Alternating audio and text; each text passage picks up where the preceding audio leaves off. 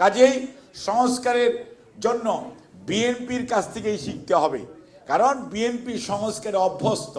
BNP সংস্কার করে করে করে করে বিএনপি দেশকে, বিএনপি ওই ব্যাংক ডাকাতি, ব্যাংক লুটপাট ওগুলোতে যায় নাই, বিএনপি অর্থনৈতিক ভিত্তিকে শক্তিশালী করার জন্য। এবং জিয়াউর রহমান স্যারের সংস্কার এমন ছিল, খাল খনন কর্মসূচি বলেন আর হইতেছে স্বয়ম্বর বাংলাদেশের কর্মসূচি বলেন, সেটির কারণেই তলাহীন ঝুড়ি থেকে বাংলাদেশ কিন্তু চাল রপ্তানি করতে পেরেছিল জিয়াউর রহমান স্যারের আমলে। ৩১ দফা রাষ্ট্র মেরামতের বা সংস্কারের যে কর্মসূচি, তার পক্ষে জনমত আরও ব্যাপক হবে এবং আগামী দিনে ইনশাআল্লাহ এই ৩১ দফার আলোকেই বাংলাদেশের রাষ্ট্র গঠন প্রক্রিয়ায় জনগণ এই বিএনপির ৩১ দফাকে গ্রহণ করার মাধ্যমে আগামী দিনে আমাদেরকে রাষ্ট্র যে সংস্কারের কর্মসূচি বাস্তবায়নের সুযোগ দিবে। সেই সুযোগ সৃষ্টি করার জন্য আপনার আমরা যারা এখানে এবং সামনে বসে আছি, আমাদের দায়িত্ব রয়েছে।